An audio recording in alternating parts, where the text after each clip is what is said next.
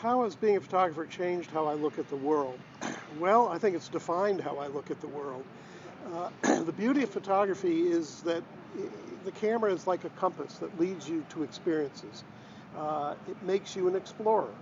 And it's made me explore places that I probably never would have gone if I weren't taking pictures. It's encouraged me to engage people I've met on the street or in villages or wherever. So I think it's enhanced my contact with other people.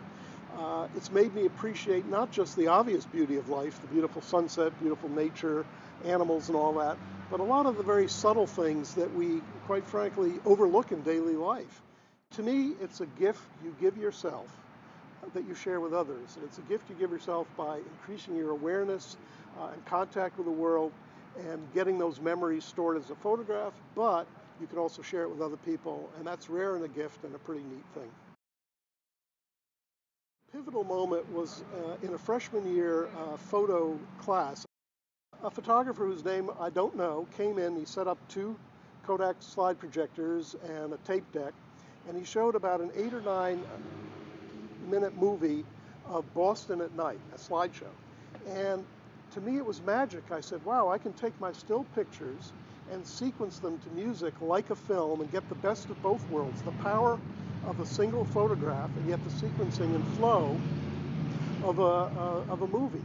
And at that moment I started to make slideshows, and 50 plus years later I'm still basically making slideshows. Now they're called films, but they're still images woven together. And that was a seminal moment in my life, and I thank whoever that guy was. I don't know his name, but it changed my life. A fond memory of the first time I used a camera, not really. My mother was into photography, my older brother was into photography, so I guess I kind of DNA-wise was into photography. I do remember early on my mom gave me a camera when I was around 12, and she said, you know, gotta go out, explore your world, document what you find. And she encouraged me to be an explorer with the camera, and I took to it immediately. So I think the early memories, the early contact sheets I look at, just poking around our backyard and the neighborhood and around New London, really taught me a lot in a confined space and time about photography, and I just fell in love with it as a way of exploration and expression. How has 50 years changed my views of photography and being a photographer? Well, there are sort of two answers to that. One is the whole business side. I was in business trying to make documentaries, so I had to do all the photography for that and run a business. And then I got involved with National Geographic over 30 years ago, and that was a whole corporate structure that I had to work within. But I think I've been lucky to have worked alongside and interviewed some of the world's very greatest photographers through National Geographic primarily. And it's been an ongoing education, and having shot probably 1 million or more pictures in my life and looking at maybe 50 million pictures, I've lost count over the years, that's an education, because as you look at things and as you take pictures and as you talk to great photographers, you assimilate all that. I still love to go out and take pictures, and if that ever ends, I guess is the day I give up. But the technology has changed, the business has changed, but through all of that, what I said originally of that joy of going out and exploring the world, finding interesting hidden beauty, meeting strangers, somehow documenting it, getting it on film and sharing it with people, that's never changed, and it's as strong today as it ever was. Storytelling. Well, the most important thing about a story is to keep people's interest and engage them.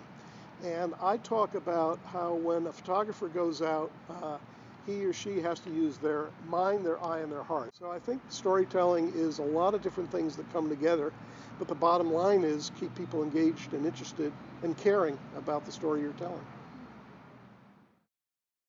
So who are the artists, photographers, filmmakers who might have influenced me? Basically everyone. I'm not being flip. My mother was an art historian, and I helped her with a lot of her lectures over the years at the Lyman Allen and all around the area, and we traveled together. And so I've been exposed to a lot of art in my life. She was also an art collector. And I have to say, when you look at Rembrandt, you learn about lighting, and you look at other artists, you learn about gesture, you learn about drama of a still picture. And that was an invaluable lesson in composition and lighting and all these things that painters, artists deal with.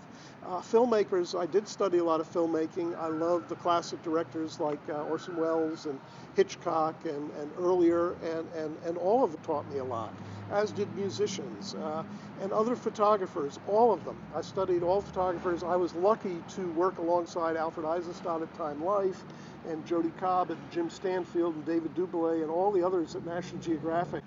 All of that influences you. And I tried not to be derivative. At one point I said, I want to be the next Orson Welles. And I said, no, probably better to be the first Todd Gipstein. So borrow what you can from the others, learn from them, but go out and find who you are and what your style and power is, and go with that. What I look for as a juror here at the Hygienic for this competition, basically I just stand in front of a picture and take it as it is. I want to just see how it hits me. The hardest thing for photographers, any artist, to realize is that, especially photography, is it's going to be taken out of the context. And by that I mean we're involved in a situation, an experience, a moment in life, travels, whatever it might be, and we're fully involved in that, and we take this little photograph that's a little rectangle that gets pulled out of the experience, and we're the only people who have that connection to the experience that the photograph was taken from. Everyone else just looks at it as the finished result. And I try to do that with my own work, and when I come to an exhibit or a competition. Look at the picture. What does it do for me? Does it engage my mind? Does it please my eye? Is the composition, gesture, light, all of that of interest? Does it touch my heart? Ideally, a picture will do all of that, but it doesn't always have to. Sometimes it's just the composition, the abstract design. Sometimes it's the moment that's very compelling, and the composition and the other things aren't as important. Sometimes just the idea of a picture, or what the photographer's done after the fact to manipulate that raw material into an artistic statement. So I try to come open-minded. I don't have standards that it has to be a National Geographic picture or this picture or that picture.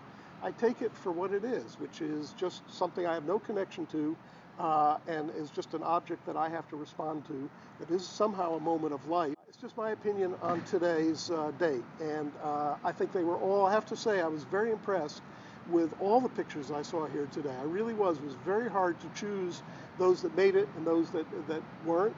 Take it seriously, but also step back, look at it as I did, and say, okay, how does this picture really strike me if I was never there and I didn't work hard to get it, didn't wait, didn't do all the things I had to do to get that picture. It's just the final product. And that's how I judge it. It's the only way I can judge it. I learn. I look at some of these pictures and go, that's pretty good. That's part of my database now, I just love looking at pictures too. Yeah, that's great.